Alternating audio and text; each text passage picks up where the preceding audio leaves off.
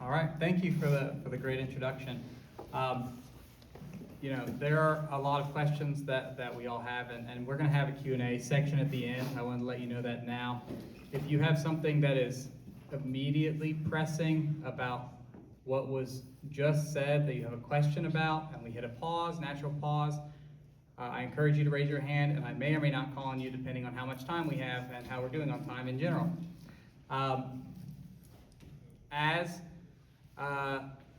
attorneys, there are some limitations to questions that we can answer, and we would like to stay out of specific questions related to a specific situation. Our insurance would not like us to answer those questions. And so, generally how the system works, how things operate, that's what we're going to try and touch on today, and hopefully inform you, and you walk out of here knowing one or two things more than you did before. So, I think we're going to start with a simple one. In some respects, what is the basic structure of the state courts, and how does that work? Many people here and in Henderson County are not necessarily from North Carolina. They moved here, retired here, or perhaps they've grown up here and they've just never been in front of a judge, which is often a good thing. So they might not know exactly how that works. Bottom of the top or top of the bottom? Let me do the highlights and you do that. So I'm going to preface this with one warning, which is we're all three lawyers, and we can talk for hours on any subject. So, if you... Whether we know anything or not, we can talk for hours about it. One thing that I want to point out in the beginning, when I read the initial questions, is that most people forget one thing, or you were never taught this in civics, which is that you have a federal judicial court system and a state judicial court system. They are not the same. They do not interact, rarely, as far as judges crossing. Often even lawyers don't cross. So how federal judges are selected does not impact how state judges are selected. We are governed by some U.S. Supreme Court decisions, and to a lesser extent the Fourth Circuit decisions for our case law, but the judges do not control us. Now, that is not to say that if Al Diaz, who is a U.S. Court of Appeals judge sitting in Richmond, called, that we wouldn't pick up the phone. That's not what I'm saying. They just don't have the ability to tell us what to do, and they are selected in a much different way. In North Carolina, in our North Carolina Constitution says that all judges are duly elected. So that is why North Carolina, as a general rule, we'll get to the exceptions in a little bit, elect your judges, a popular election. That is simply the way it was established in the late 1700s. There are some judges who are appointed or nominated and confirmed by the legislature. Those judges are administrative court judges, and then special superior court judges. And in my case, which is glaringly obvious that I was recently appointed, that is to fulfill a vacancy. So in the Constitution, there is a proviso because people pass away, something happens, they become incapacitated, then that vacancy has to be filled. And that is done in a somewhat convoluted way. So the law was changed in the last few years that if the vacancy in a judicial position becomes vacant more than 120 days before the next general election, then the executive committees of the parties for the judicial district meet and elect someone to be put on the ballot in the next general election. That is what happened in April when Judge Johnson was selected by the executive committee to be on the ballot in November. The problem is that there is an opening and a vacancy between now and December 31st. So what I was appointed to be is to fill that vacancy between now and December 31st. You confused yet? Everybody should be doing this, yes. Because, how do I know this? Oh, because I had to pick up the statute book and read it.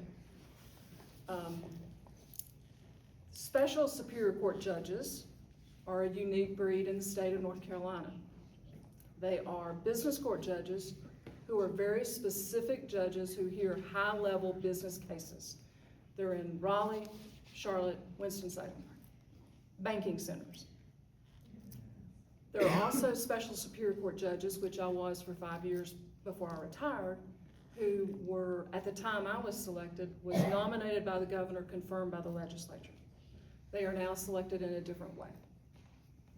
Things change rapidly because all of those things, all of the vacancies, fulfillments, and all the Special Superior Court judges are governed, how they are selected is governed by the legislature passing a law, a statute. So those things have changed. You may have noticed that in North Carolina, by far the most powerful part of the state government is the legislature. Have y'all noticed that? Unfortunately. Well, fortunately or unfortunately, it is, okay? How long has it been that way?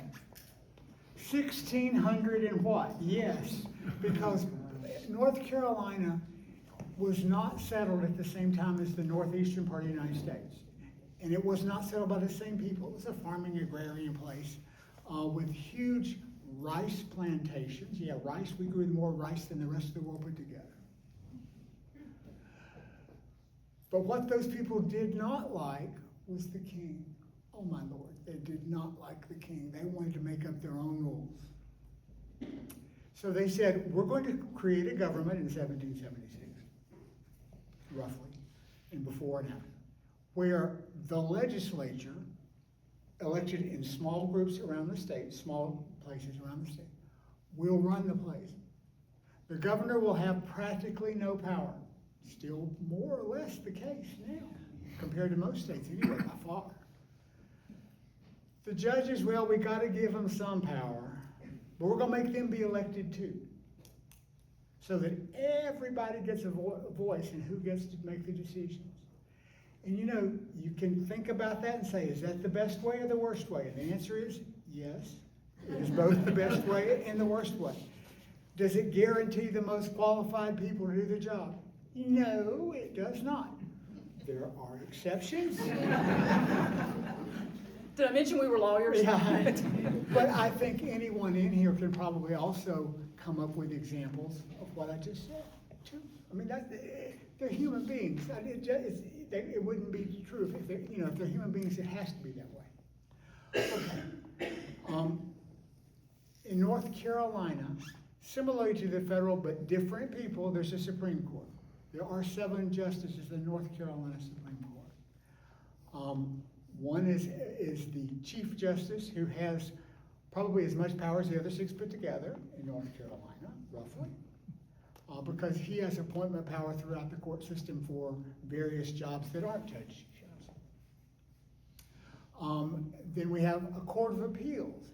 Now, there are 12 judges in the North Carolina Court of Appeals who never, ever sit at the same time. Court of Appeals only sit in panel of 3. As a general rule, they only hear cases on a rotating basis. That's a pretty cool thing as a lawyer, by the way. If you go in front of the Court of Appeals, you know before you walk in there who your 3 judges are going to be. And you can go look up all their cases and find out how they rule in their cases and go, maybe I should argue more about this over here than this over here. There's actually another cool thing about being in the Court of Appeals. You can tell from who asks the questions. They've already assigned who's going to write the opinion for the court before you hold your oral argument. So you can tell by who's asking you all the questions. So unless you're stupid, you focus on that one judge the whole time, and all you do is talk with that one judge the entire time they give you your argument. It's an interesting place. It's the Intermediate Appellate Court in North Carolina. It hears appeals from the Superior Court and occasionally from the District Court. Those 2 are the trial courts. And I'm going to let one of the members of the trial court, the Superior Court, The trial courts in North Carolina are the District Court and the Superior Court. The vast majority of cases that come to the court system go to district court. District court deals with misdemeanors, all your traffic offenses. It also deals with all of the family-related issues: divorce, equitable distribution, custody, Department of Social Services, abuse, neglect, dependency, juvenile delinquency. If you have an involuntary commitment, any number of things is the district court. Basically, if there's anything that nobody else wants to do, Interesting. then you go to district court. So I'm going to take a quick step back and ask some clarifying questions for some members of the audience that they might have. So we mentioned, trial court and district court. What is a trial court? What's an appeal, and what's an appellate court? The trial courts are district court, superior court. They find the facts and make a decision based upon those. Or if a jury is involved, the jury finds the facts and makes a decision.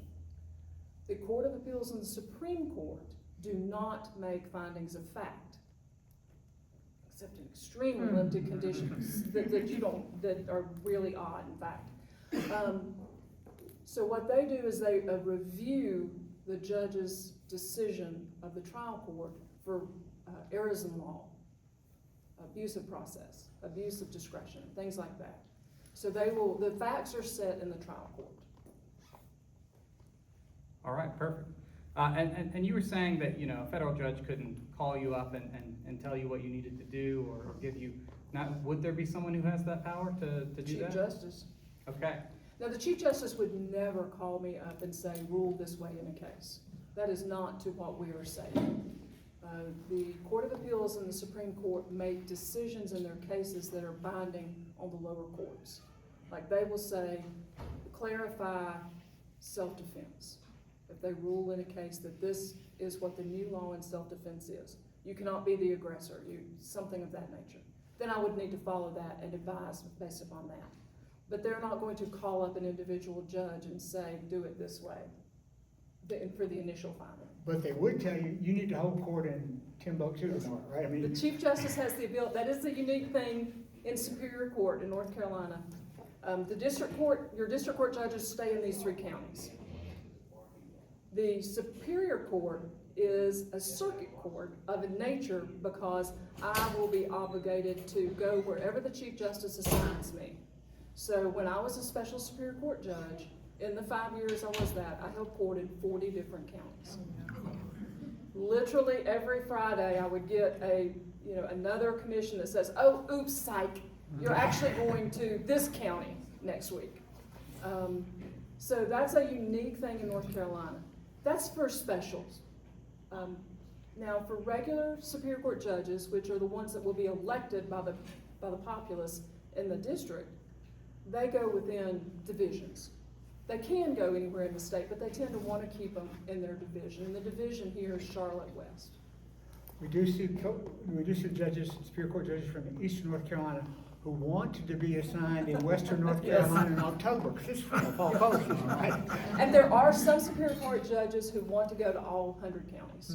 That's true. And they normally are older judges who have been judges for 10 plus years. And, like in my case, 40 counties, I've only got 60 left. I have no desire to do that. Okay, great. So, could I have a hearing potentially in front of someone who's not a judge, and how would that work? Maybe someone just owes me a few $1,000s, or there's something with my estate that's going on. You certainly can. There are levels of hearings that go in front of the clerk of court. Let's start with competency. Whether someone is mentally incompetent or not is first determined by the clerk of Superior Court. Almost all estate issues, that is, if there's a dispute that arises in the administration of an estate, the original decision is likely to be in front of the clerk of court. All of those that I just mentioned can also be appealed to the Superior Court later on.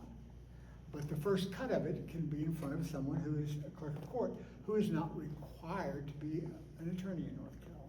Judges are, however. There's a state constitutional amendment that was adopted in my lifetime Before that, judges did not have to be attorneys, and that made for some truly interesting courts of law. One of my first district court judges when I was an assistant DA in Asheville was Judge Stiles, and he was a lay judge. Now, he could quote you the law backwards and forwards and was a very good judge, but he had not been to law school. So he was one of the last ones, I think, literally. When I was in law school, last year in law school, we got to work in a criminal law clinic. We got to help represent very minor criminal cases. One of the judges, who was also a lay judge, would start every court by saying, I want you to line up in one of 3 lines. I want you to line up as guilty, or not guilty, or guilty with an excuse. Now, if you went to law school, guilty with an excuse and guilty are the same thing. You understand? But in his court, 3 different places. So you had 3 pleas. Justice, where do magistrates fit in? They're appointed through the clerk of court? No? They're nominated by the clerk of court, appointed by the senior resident superior court judge. I'm sorry, magistrates are nominated by the clerk of court of the county. I think they want us to repeat the question with the Oh, microphone. I'm sorry. Yeah, I'll shut sorry. up. All right, so we are asking how magistrates fit into the equation. Would you like to know what a magistrate is? And they're asking you to pick up the mic. Oh, there's a, Move it higher. Do you want to get them? yeah. Or, yeah. Or I can yell. You don't want me to yell. Nobody likes it when I yell. We can't hear well. In the back, I think, in the Okay. back, they're having trouble hearing. It's the audience, not. Try that, be a rock star. Okay. Go for it. Yeah. A magistrate is a quasi-judicial official in the state of North Carolina. It is a holdover from the old justice of the peace system. They do not have to be a lawyer. They do have to have a high school education. They get paid more if they have the higher the education, Yes, the more they they get do. paid. They are the ones that are down at the magistrate's office, that's what we call it, the jail. When you get arrested and you get to your initial bond set and your advisement, that's the magistrate. The magistrate also can hear small claims. And I'm gonna let Russ Yeah. explain about small claims. Do you understand what a small claim is? Have you ever watched the People's Court on television? Do you ever remember that TV show? That's what small claims court looks like. It's just that. People come in there generally without an attorney, and they present their case. Sometimes they present it well, and sometimes they don't, but that's what they do. And the magistrate roughly approximates justice. Is it exact justice? Maybe. Maybe not, but it approximates it pretty well, and they do a pretty good job of it. That's what the small claims court looks like. It's limited in the amount of money you can be asking for. If you ask for above a certain level, you can't go to small claims. But for the most part, it is just what it sounds like. It also is where evictions are done. It's landlord-tenant law. And that's sometimes a place I'm happy that they are and I'm not, because it's not a fun place to be sometimes. Now, if I'm not happy with the magistrate's decision, could I appeal that? It goes to district court. Could they still find facts? Yes, the district court is a trial de novo, which means all new over, and the district court judge would then hear the same case and make new findings of fact. The magistrates are nominated by the clerk of court of the county and appointed by the senior resident superior court judge. Supervised by the chief district? And, I'm sorry, supervised by the chief district court judge. It's, Yeah, one of my former lives was heading up a subcommittee for the legislature on magistrate reform. Oh, yes. it's a hard thing. Think about it. First of all, someone who wants to do that job, what does that job look like? Picture 3 a.m. when someone who was way inebriated was just brought in by law enforcement. And you get to look at them straight across the table, face to face, and set their bond. And they might not be very polite to you. If you want to do that job, you're going to be paid $25,000, $35,000 maybe for that job. It's a tough job, okay? So when you hear us kind of say about it, it's a tough job, and it's a very difficult job. It pays better if you have if you have a law school degree. It pays more. The more years you do it, it pays more. And that, which only makes sense. You probably do it better if you've done it longer. But it's a tough job, in my view. Yes.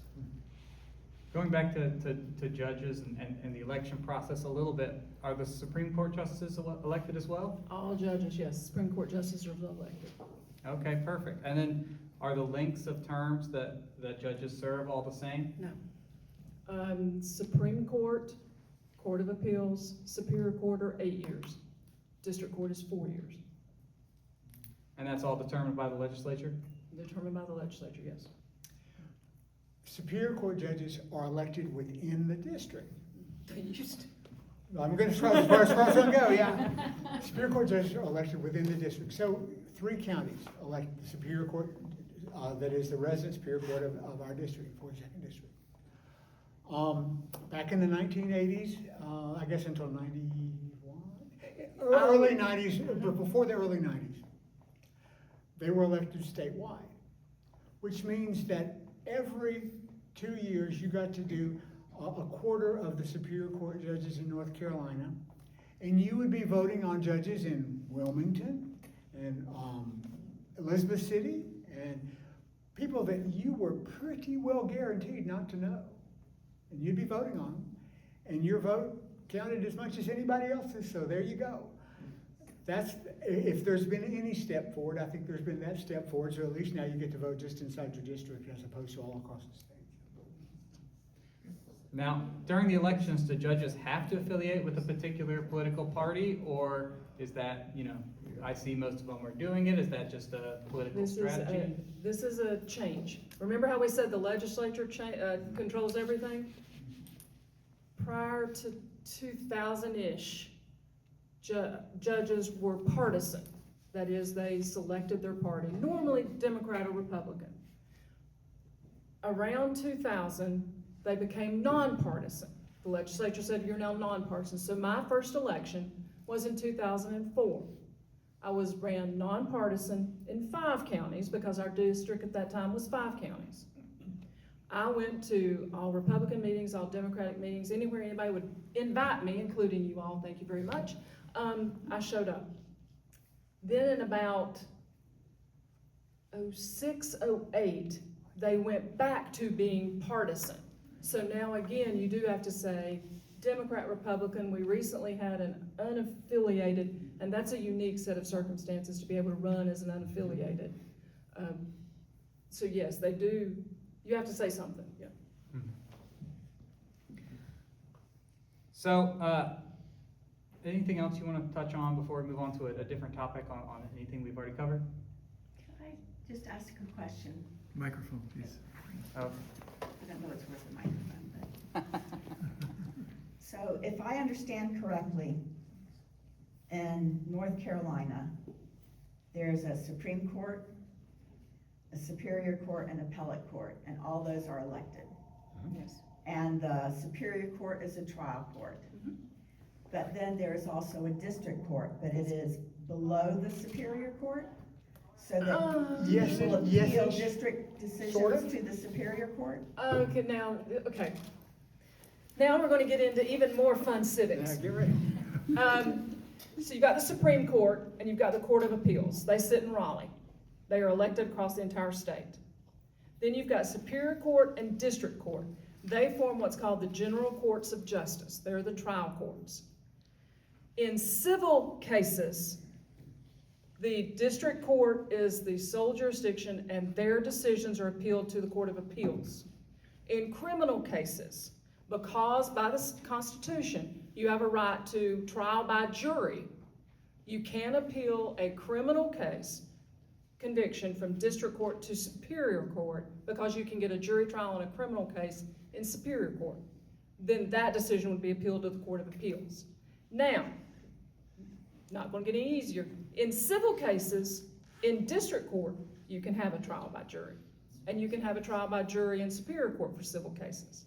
The distinction is how much money is at issue and or how the lawyer pled the case. You got that? There'll be a test after we finish. Well, my next question is just excuse me, to clarify.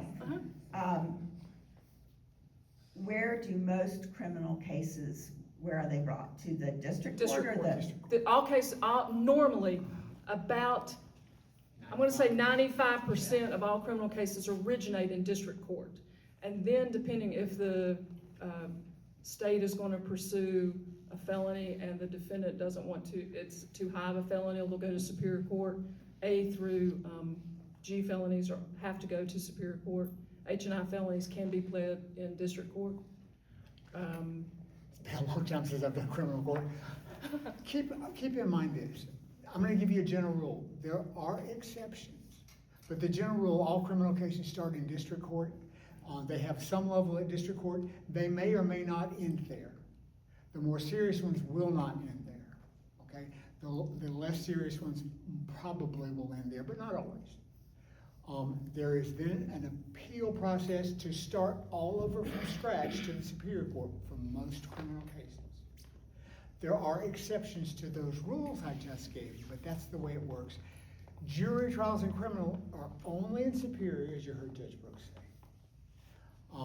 The North Carolina Constitution says you have to have a right to a criminal jury trial. And that's why all of those jury trials, that's why every case technically can go to Superior Court, because that's the only place that has criminal jury trials. I love our system of state to state. Courts are entirely different. Systems are entirely different. Thank you. And we're not even talking about military courts yet. Are we going to? All right, so, we have all these different courts. Do they have a substantial difference in caseload? How's that set up? How is the docket determined for a particular court? That might be too many questions at once. I think clearly the appellate courts have different caseloads. Okay. I can hold it up a little bit, yeah. I'll hold it in my hand. How's this? How's this? All right, remember, we're talking only about appeals right now, right? An appeal of a trial from the Superior Court to the Court of Appeals, that level of appellate court hears many more cases per judge than the Superior Court. Appeals from the Court of Appeals go to the Superior Court. Supreme Court, excuse me, thank you, Supreme Court. At the Supreme Court level, they're making the final decision on legal issues that they have the ability to rule on. And their decisions are not only the final decision in that case, but they bind every other case in North Carolina that brings that same sort of facts in front of a judge. In terms of numbers of cases at the appellate level, and I'm expressly limiting myself to that because Superior Court judges are going to have to tell you what they do. The Supreme Court hears far fewer cases than the Court of Appeals, and they will tell you it's because they make far deeper decisions. They make certainly a lot longer decisions, so I mean, if you read their appellate reports, they generally are significantly longer.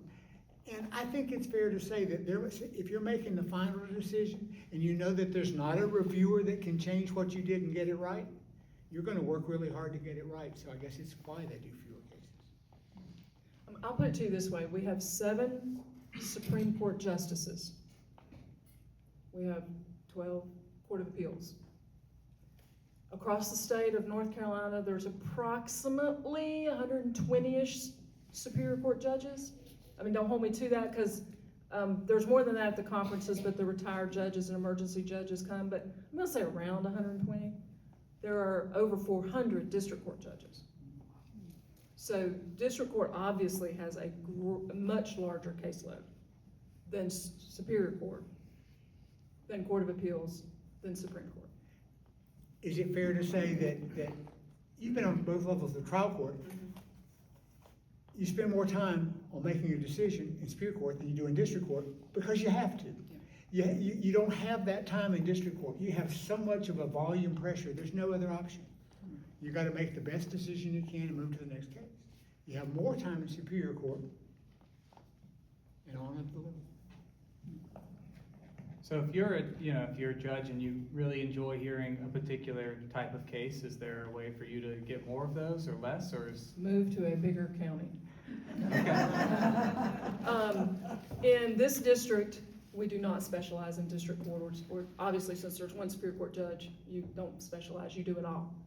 In larger counties, such as Buncombe, such as Charlotte, Winston-Salem, the single county districts, the judges are able to narrow down the cases they want to hear. They will have judges that only do family law cases. They'll have judges that only do juvenile or only do criminal. But not in multi-county, smaller districts, it will not happen. All right. So this may or may not be a fair question to ask you both is, do you know ways that the North Carolina judiciary is expressly different from other states, or is that outside of your purview? Now, I can tell you based upon South Carolina. South Carolina is, their legislature elects their judges. That is, the legislature votes on which judge they want. South Carolina also delineates, and I may get their titles wrong, they have a family court, then they have like a district and a circuit court, and I don't remember which one's higher than the other. So I'm barred in South Carolina as well, and I know a little bit. The circuit court is higher than the district, and it's a weird system. They're appointed, and it's a pseudo appeals / kind of a docket adjustment measure. My grandfather was a circuit court judge in South Carolina, and sometimes he would hear things from district court, and sometimes he would be sent to whatever county because they just had a lot of cases and they needed him to act as a district court judge for 3 weeks to help him catch up. That's the only, I can tell you about how the military courts are done. I was in the reserves for 21 years too.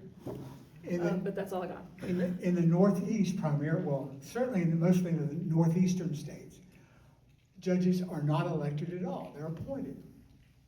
There will often be a situation where a committee of some sort that's typically legislatively based, but not always, will give a governor, typically, a list of candidates, 3 or 4 candidates. The governor will appoint one subject to confirmation by that state's legislature.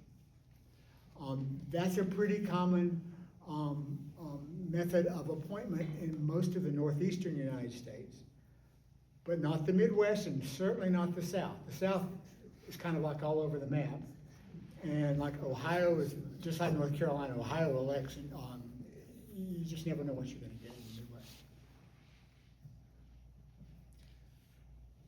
All right, do either of you have any stories from your time in court that are exciting enough that or a surprising experience that you would want to share?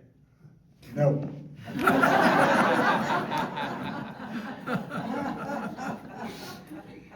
All right, fair enough. Does anyone have any questions at this time? Yes.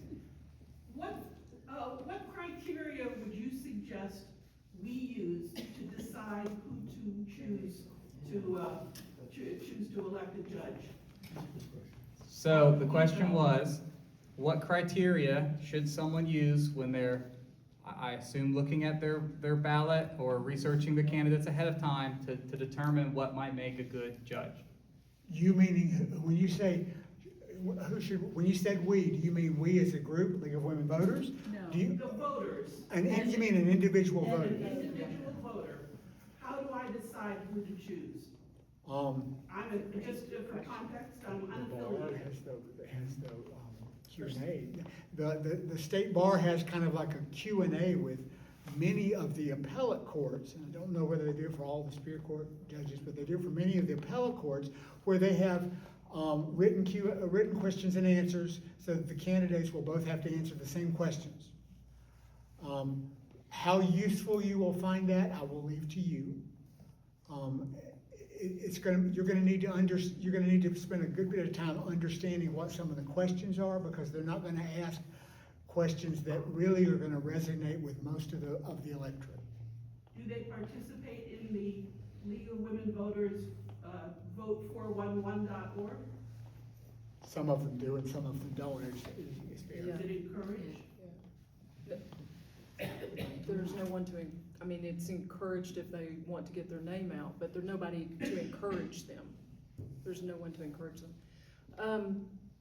One of the problems that I think a lot of people don't realize is that once someone is either a sitting judge or an announced candidate for being a judge in the state of North Carolina, you come under the Rules of Professional Conduct and Judicial Standards Commission. Those are very strict rules, and those limit very much what a candidate can say. They cannot take a position on various issues. They cannot say how they would rule in a certain case.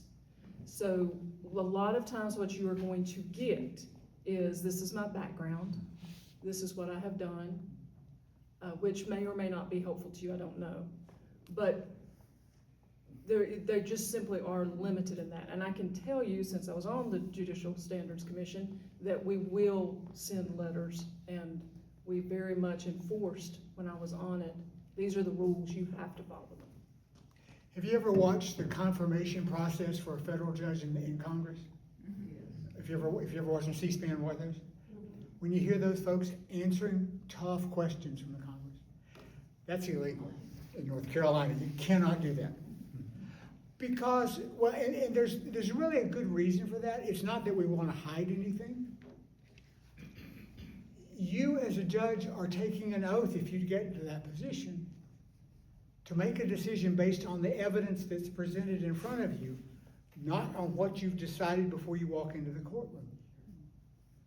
So what, it's a hard question to how you find out what a candidate's going to say. And that's both good and bad. So, it's hard. And I'll just add to that, like, another reason those rules are there is you don't want, we'll take a high profile case or a low profile case, whatever it is. You have a judge that is being entrusted with powers, duties, and rights to make decisions that can affect the people who they're presiding over's lives in a significant way. And you don't want 3 people running against them and running around saying that judge is wrong and they shouldn't have made this decision because they're trying to win political points. And they haven't seen all the evidence. They weren't there at the proceeding. And you know how politicians behave in terms of saying, whatever the other person said, I'm up against it. And that's not how North Carolina wants their judiciary to run. Follow up, I've also heard that you can go and observe in court. If you've got the time and the inclination, you can actually see how some judges. The state constitution says our courts must be open. There's only exception of juvenile court and for incompetency. Right. And all cases are public records. So you can, if someone hasn't served as a judge, it might be harder. You'd have to find cases where they were the attorney. As an attorney, you have a different set of duties. You're trying to represent your client, whether you agree with them or not. But everything is public record, and in theory, with the new e-filing system and e-courts, you should be able to go and look at what was presented in court and what the transcript says and how a particular judge has ruled on past cases, if you were so inclined. Not to say that that is very accessible. Could you repeat where these questions and answers about what they can are supposed to be? The North Carolina Bar Association puts them out. Louder, please. The North Carolina Bar Association puts them out every biennium for all the appellate courts. So any Supreme Court and Court of Appeals judges will all respond. How well they respond, how long their responses are, varies like it with every other election. But at least that's a start. Is this something I could just look up online? Yes. We have to create our questions, and it would be helpful to know what we can ask and what we can't ask. It's the North Carolina Bar Association, not the North Carolina State Bar. Correct. So there's 2 separate things. So Okay. it's the Bar Association. ncbar.org, I think, but don't hold me to that. I can look it up if you have a real question. I may have missed this part, but you mentioned the clerk of the court several times. Did you elected. And They're what duly elected. criteria they have They for have to- running for office? So You have to have the a- question is, sorry, just in Go case ahead. people can't hear. The question is, how is the clerk of court selected? And maybe if you want to go a little bit into the clerk of court's role and how that differs, that might be helpful. How they're elected by the voters, I think they have to be high school graduates, but that's the only qualification. Remember that their job is, well, you hear the word clerk. What do you think of when you think of a clerk in an office context? Filer, filing paper. They're creating a record they're creating the record, the paper. That's how that job started, and that's how that job, it has grown somewhat from there, because there are decisions they make in primarily records-related cases. Estates are the best example. They make lots of decisions in estates. Those decisions, however, can all be appealed. That's true, I think, in all of their decisions. I think it's fair to say they work really hard at it, because they have two jobs at the same time. Sometimes they're a decision maker in these cases, and sometimes they're running a huge office staff and they're a boss. It's hard, those are two hard jobs, and they gotta do them both. So that relates back to Sue's question. If I am voting for the clerk of the court, what are the kinds of qualifications that I need to be looking at? Particularly in local elections where sometimes it's more difficult to get information about a particular candidate. So what are the qualities I should be looking for as a voter? I would think, that, again, because we have these two jobs they have to do, they have to keep these records, they have to manage a staff, they have a lot of things on their plate. I think while they only need a high school diploma, we think, you might want someone who has a law degree. That might be helpful for that aspect of the job. If they have served in other positions adjacent, that might be helpful. Someone who has management experience might be helpful. Someone who has experience doing the job already could be helpful, either in this county or a different county. I think those would all be qualifications that I would look for, not to say that the qualifications you should look for necessarily, but generally things that would allow them that you think would show that they have A, a good reputation for honesty, and B, management experience running a role that has them being pulled in multiple directions. Are there any other qualifications? I will say your current clerk is Tyler Ray. He is an attorney.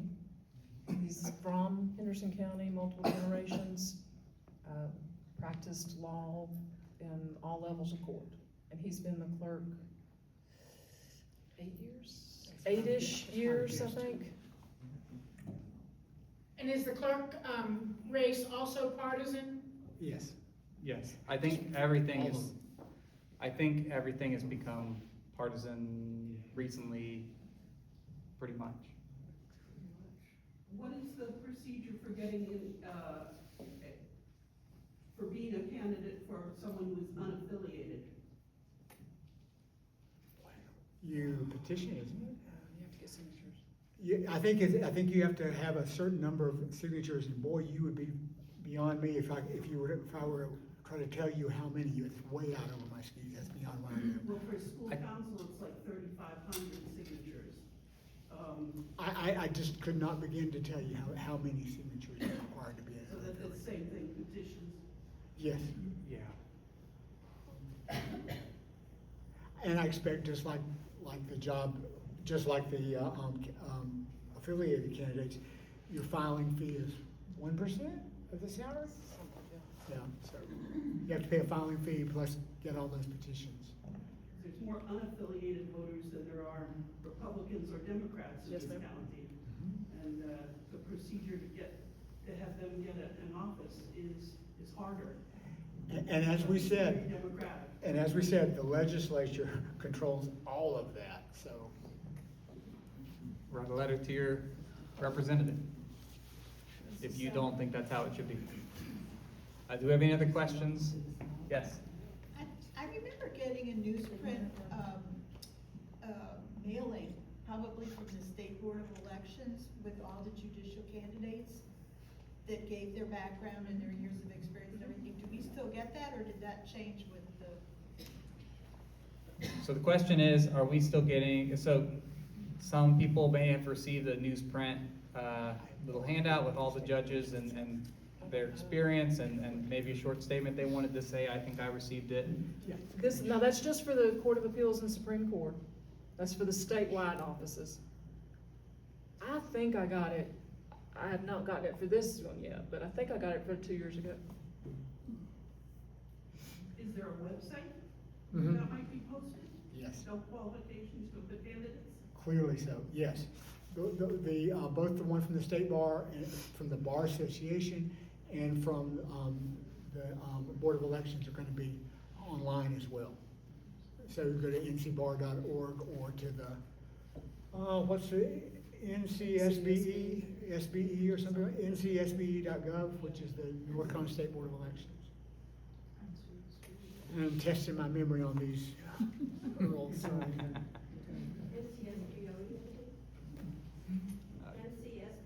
there an O in there? Okay. NCSBOE is what we're being told it probably is. .gov. Do you feel the shift to very definitely partisan judicial elections has affected the provision of justice in North Carolina negatively or positively? So we're being asked, has the shift to partisanship on this one affected the ability to, are you asking to administer? To give justice. To provide, to administer justice. Are we getting better or worse? I'm gonna have to decline answering this one personally. I'm too young to have known it any other way.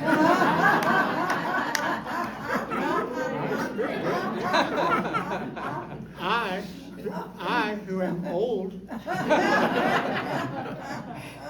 will tell you that for the most part, there's not a Republican, Democrat, or unaffiliated way to justice.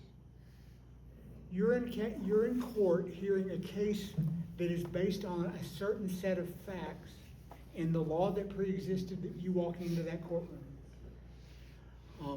You may be trying to change the law, but that's pretty unusual. You usually have a set of rules that you're going under. I've been in front of judges that fit all three of those, Republican, Democrat, and unaffiliated. And I have never felt that their decision based on that at all. I'm telling you my experience. I'm not a legislator and I don't get a vote on that. But my experience is exactly that. And I think there is some aspect of people run based on what they think is likely to win the position, based on the demographic of the county, which may or may not mean a national level affiliation.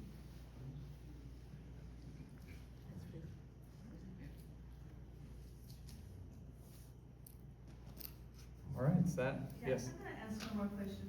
If you're thinking about young people who are just now becoming old enough to vote, 18 years plus, what advice would you give them about making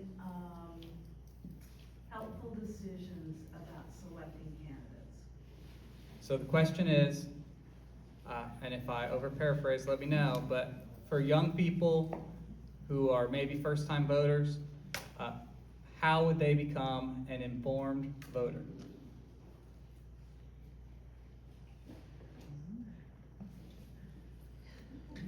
Tough question.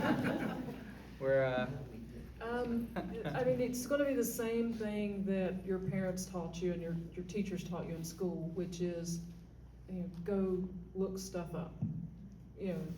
How many times did you get told there's a set of encyclopedias and a dictionary, go look it up? Now you've got an internet in your hands, go look their name up. All candidates will have a website. most candidates this day and age have Instagram, they have, Facebook, some sort of something. I'm told Facebook is old, but okay. But just look up the person and do you agree with what this person says? If it's a local race and you see that they're going to be appearing at some kind of candidates forum, go. Go listen to them. Walk up to them after it's over and shake hands with them and say, tell me about this. Just, it's the same things you would do for your county commissioner candidate. As a candidate for a judicial place, you will have to go out and do donations. Correct? What did he say? He's asking, do you have to go, as a judicial candidate, do you have to do fundraising and get donations? Some do, some don't. Well, let's talk about those that do.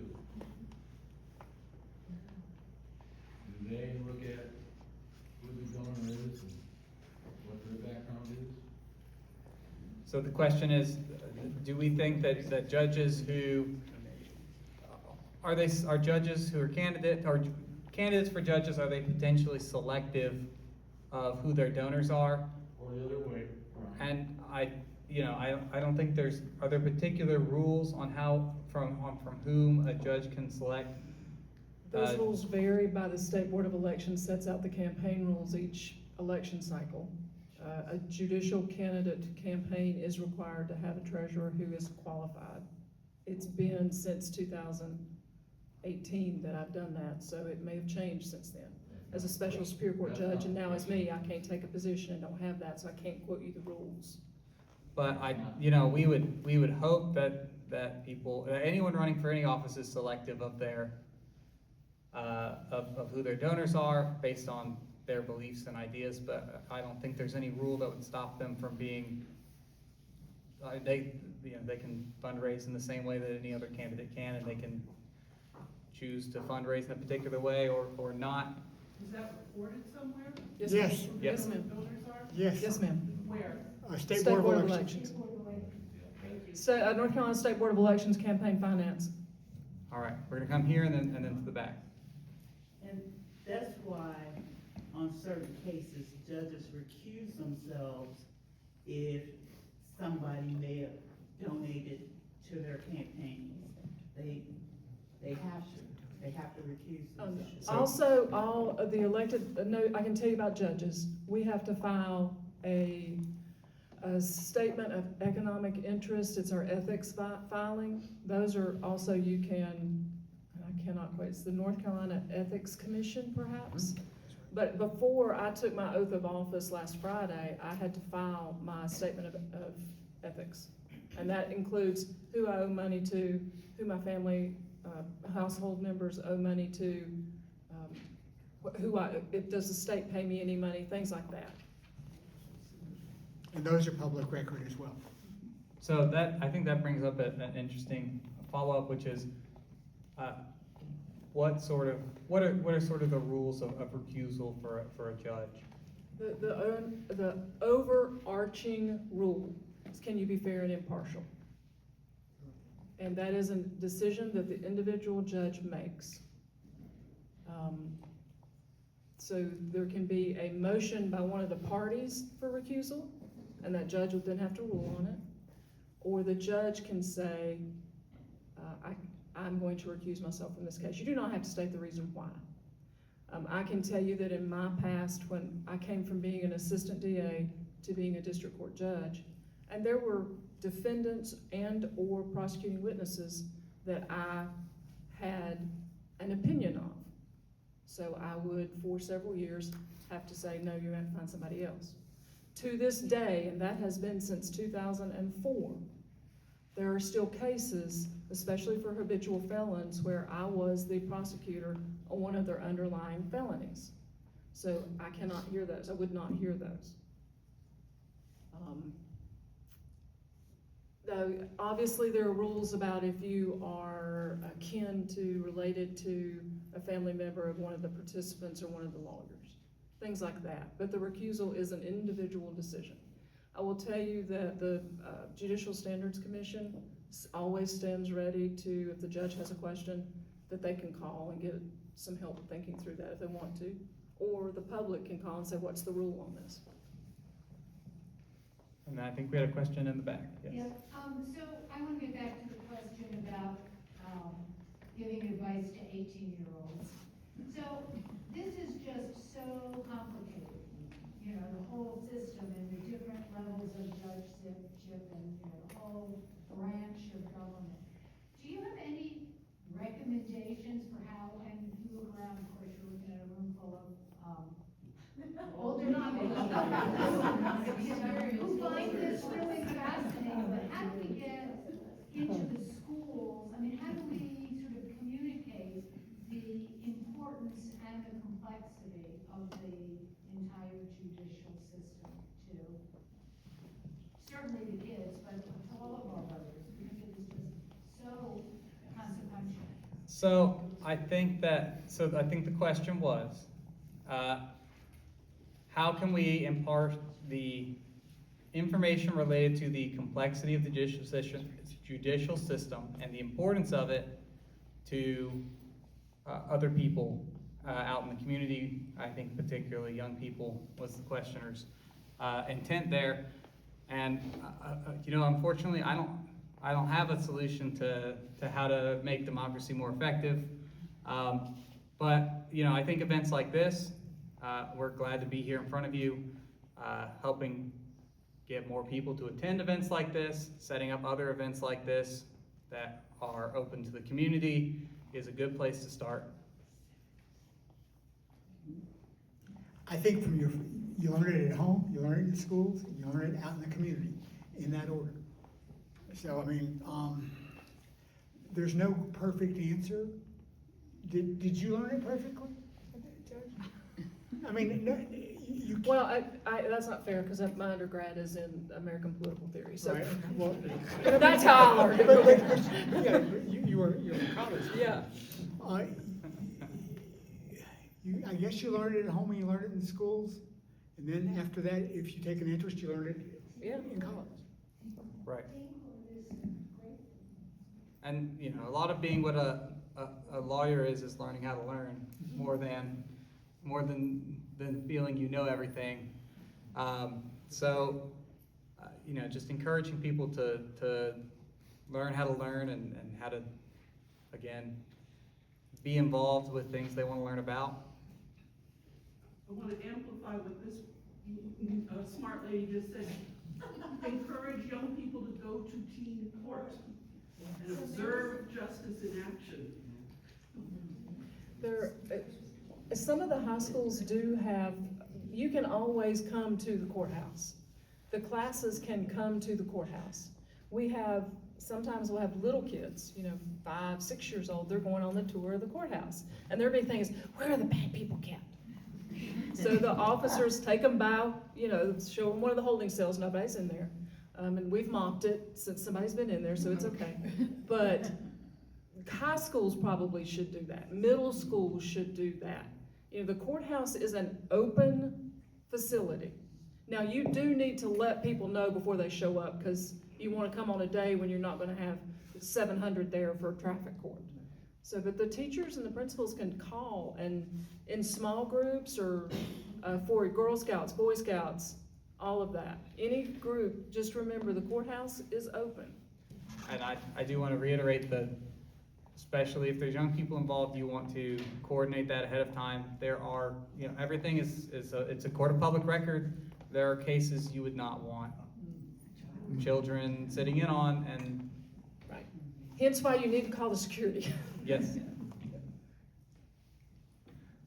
You said before, like there are like 120 judges or something like that? Superior Court judges, around that across the state, yes. And it's a very small number. Talking about population, North Carolina is over 10 million, which is kind of extremely busy, I'm assuming. Yes. Right? Are there any process of a person who don't want to go to court and the judge, or in general, I'm just playing with the idea, why don't you go to arbitration, or at least you have the option, And in that case, they don't take the time of the judge, and basically the two parties, instead of fighting and hiring lawyers. Do they have any leaning to that direction? We're talking about not enough judge anyway to begin So, with. I think we have a two-part question here. First, are judges overworked? Yes. And the second question, I would say, is there a process for that to be switched to an arbitration, or maybe talk a little bit about what a plea might be, or an outside of court agreement? So again, you've got civil court and criminal court. In civil court, all cases are required to go through mediation, that being either family financial, if it is a divorce.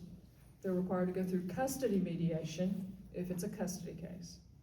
If it is a money case, then they're required to go through arbitration. It's not binding arbitration. And a lot of cases do get resolved in that. In Superior Court, they also are required to go through mediation. Now, those can be waived in certain circumstances, but the Dispute Resolution Commission out of Raleigh has done great strides in using mediation, in using arbitration, alternative dispute resolutions. There's many options for that. And a lot of cases do get resolved that way.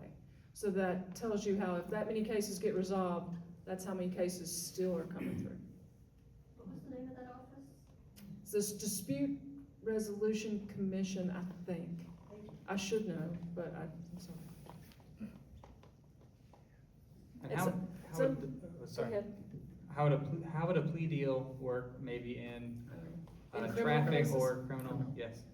In criminal cases, we have jury trials in less than 5% of the cases. Most cases are resolved by plea in some form or fashion. Sometimes that's the charge is reduced down, sometimes they are combined for one sentence instead of multiple. Just lots of things go into that decision. The district attorney and the defense attorney will make an agreement. Is there an average amount of time that somebody that can't make bail for different things end up having to wait in jail because they can't get in to see a judge? So the question is, if someone is arrested on some charge, what's the average amount of time for that to get resolved? Yeah, they're always gonna go in to see a judge. Yeah. They they'll be- have a first appearance within 96 hours. Yeah, so they'll be in front of a judge within a very brief period of time. But the Why do we question have so is- many people in jail? Because They've not made their bond. Because the judge set the bail. Why The do judge we- heard for and against and made that decision as what the bail should be. Okay, I So- understand there's a lot of people. There's 161, I think, in Henderson County. I just looked at the jail list. There's 161 cases in jail, and there's 5,000 pending criminal cases. And how long, yeah? Well, There here, is what no what average. I'm saying is, there's 5,000 cases, of which 100 and some odd are in jail. How long? It depends on, Yeah. I depends on think, the cases. I think it depends a lot on how long it takes to get the evidence. Well, it depends on the charge The too. charge. The charge, yes. Because you've got several people that are in the Henderson County Jail for first degree murder.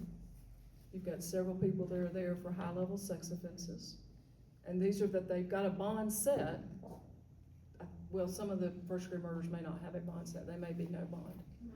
Others are for a high bond and they've not made their bond. And then you've got just a myriad of other things, anywhere from 1 day to, I don't remember the highest number, 400 or something. That there's not there's not an average And, thing. We could do the average, but it would Yeah, vary no, from I day to day to day. And for I each- know we have so many jails around, and that's federal, and it also is state, I guess, and I don't understand all of it. But I Each- know we have each a lot county of has jails and one. we're building more. Just to give you a little insight, is every single type of charge has different things you have to prove. You have to prove A, B, and C. For some, you might have to prove intent. For some, you might have to prove, there's different things you have to prove, and the amount of time it takes to build a case to prove each of those different pieces is just gonna vary so much case by case that averaging is just not something And I we can guess it really was just to come up call with for you. attention to what I understood is a big problem with so many people, in jail, and maybe a lot of it is pleas. I guess I'm ignorant when it comes to how many people are incarcerated in this country. Well, there's the ones that are serving a sentence, and they have been adjudicated and been in front of a judge and been sentenced. And that's a state Department of Corrections. Then you have people who are awaiting trial, and that's the county most of the time. Sometimes people in the county jail are also serving a sentence, and that's a whole nother discussion. But, so you've got two separate things, so, and you can't really connect, you can't link the two into the same pot. Because one has already been sentenced and they're serving a sentence, and others are awaiting trial. I guess the plea part of it might be a part of it, and maybe mention that, like what percentage of people plead rather than. 95%. Way over 95. Way high, and that's, okay. And so, maybe you could tell us a little bit to help with this question about how bond is set and how that is established. You do not have to get into the new statute. Bond, the overriding concern with bond is to assure appearance for your case, to a lesser degree to protect the public. You thought this conversation was confusing? Yeah, don't go. Okay. I took a different turn. Is it fair to say that when you set someone's bond, you're sitting here thinking, I don't have an exact number? Because it depends on the person that in front of them. What's it gonna take to make sure they show up for their trial? How many no-shows do we have, though? Depends on the it depends on the type of case. Right. What was For the question? minor misdemeanors. The question was how often do you have a no-show at trial? No shows. Yeah, that's failure to appear. It depends on the level of case. For the higher level felonies, sometimes, but they're normally going to have posted a bond, and they're going to have people that are going to get them there. For the misdemeanors, higher than you want to imagine. If you look sometimes at the people, if you look at the arrest reports, look on the sheriff's website, and look at the jail, and you see someone that has FTA after their name. That's failure to appear. That's failure to appear. That means what they really did was not show up for court, plus whatever they were underlying. A lot of the driving while license revokes are because that they didn't show up for their speeding ticket. And then their license gets revoked, and then it goes from there. And that's the driving license revoked 2 years ago was the most charged crime in North Carolina.